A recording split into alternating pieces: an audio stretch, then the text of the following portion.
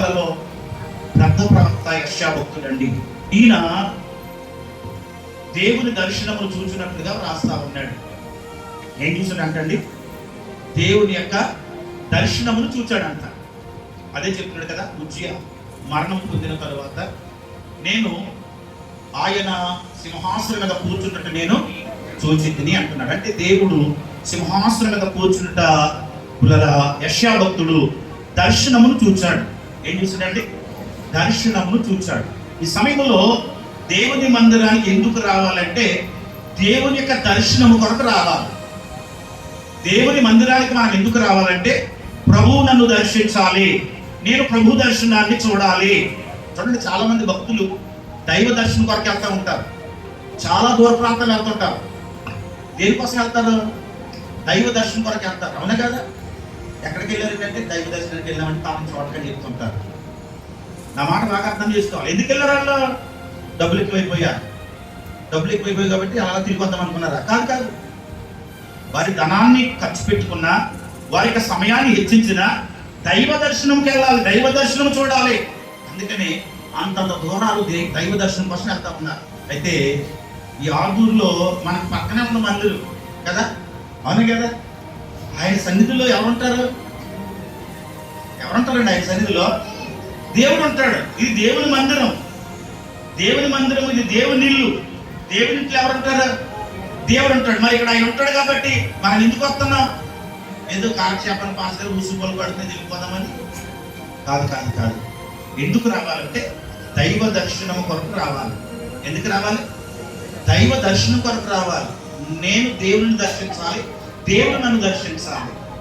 ఎందుకంటే దేవుడు దర్శిస్తే మన బ్రతుకుల్లో గొప్ప కార్యాలు చూడగలుగుతాం.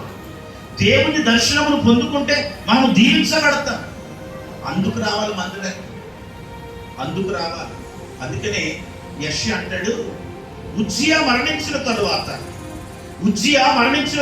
అంటే ఉజ్జియా చనిపోయిన తరువాత సింహాసనమందు ఆసీనుడైనటువంటి దేవుని నేను చూచాను.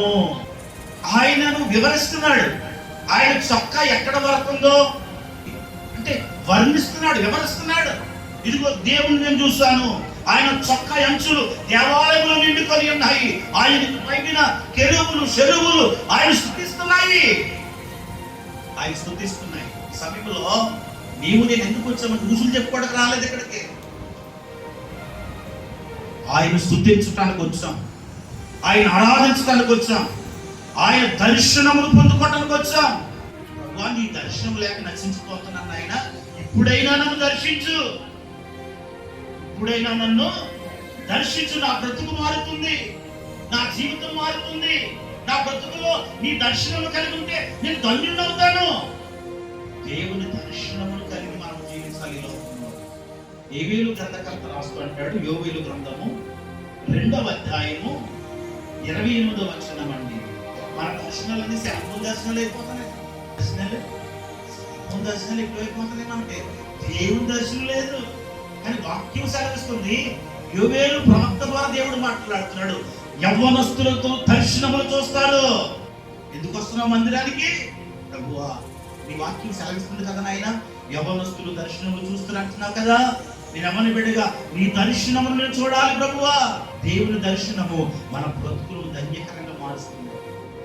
అందుకని యెషయా అంటున్నాడు, ఉజ్జియా మరణించిన తరువాత నేను దేవుణ్ణి చూచాను అంటున్నాడు. పరిశుద్ధ బైబిల్లో భక్తులైనటువంటి వారిని ఆయా సందర్భాల్లో దేవుడు దర్శించుకుంటూ వచ్చి వారి బ్రతుకులు మార్చి వారిని గొప్పగా దీవించాడు. పిల్లగా దేవుని దర్శనం లేకుండా ఏ భక్తుడు కూడా దీవించబడలేదు. దేవుని దర్శనము ద్వారా భక్తులు దీవించబడ్డారండి. ఆదికాండ గ్రంథం 15వ అధ్యాయం 1వ వచనం. నాకు దేవుని వాక్యము దర్శనము కలిగిందంట. వాక్యము ద్వారా దేవుడు అబ్రహామును దర్శించాడు. ఎలా దర్శించాడండి? ఆదియందు వాక్యముండును, వాక్యమే. అంటే ఇప్పుడు వాక్యముతో దర్శించాడంటే ఎవరు దర్శించారు? ఇప్పుడు దేవుడే. అబ్రహామును దేవుడు దర్శించాడు, అబ్రహాము బ్రతుకును మార్చాడు, అబ్రహాము దేవుడు అన్ని విషయములలో ఆశీర్వదించాడు. అంటే అబ్రహాముకు దేవుని దర్శనము తన జీవితాన్ని మార్చివేసింది. అబ్రహామును దర్శించిన దేవుడు. ఈ సమయంలో ఆయన మనల్ని కూడా దర్శించాలనుకుంటున్నాడు. ఆయన దర్శించాలనుకుంటున్నాడు కానీ ఆయన మనల్ని దర్శించుటకు మనలో ఏవో ఆటంకంగా ఉంటున్నాయి. అందుకని దర్శించలేకపోతాడు. ఆయన మనల్ని దర్శించాలనుకుంటున్నాడు కానీ ఆయన దర్శనమును చూడడానికి మనలో ఏవో అడ్డుగా ఆటంకంగా ఉంటున్నాయి. అందుకని ఆయన మనల్ని దర్శించలేకపోతున్నాడు. అబ్రహామును దర్శించిన దేవుడు నిన్ను నన్ను ఎందుకు దర్శించాడు? దర్శిస్తాడు కానీ ఆయనకు కనబడవలసిన రీతిగా మనం కనబడలేకపోతున్నామేమో, ఉండవలసిన రీతిగా మనం ఉండలేకపోతున్నామేమో. అందుకని ఆయన దర్శనమును మనము చూడలేకపోతున్నామేమో. అబ్రహామును దర్శించిన దేవుడు. మరొక మాట అదే పుస్తకంలో 21వ అధ్యాయం 1వ వచనము, సారాను దర్శించెను. దేవునికి స్తోత్రం. ఎవరిని దర్శించాడండి? శారమ్మ గారిని దర్శించాడు. అంటే శారమ్మ కూడా దేవుని దర్శనాన్ని పొందుకుంది. అబ్రాహాము గారు పొందుకున్నారు దేవుని దర్శనాన్ని, శారమ్మ గారు పొందుకున్నారు. దేవునికి స్తోత్రం. మరి ఈ రోజు నువ్వు పొందుకున్నావా? దేవుని దర్శనాన్ని పొందుకోగలుగుతున్నావా? దేవుని దర్శనాన్ని చూడగలుగుతున్నావా? ఏదో వచ్చి కూర్చుని వెళ్ళిపోతున్నావా?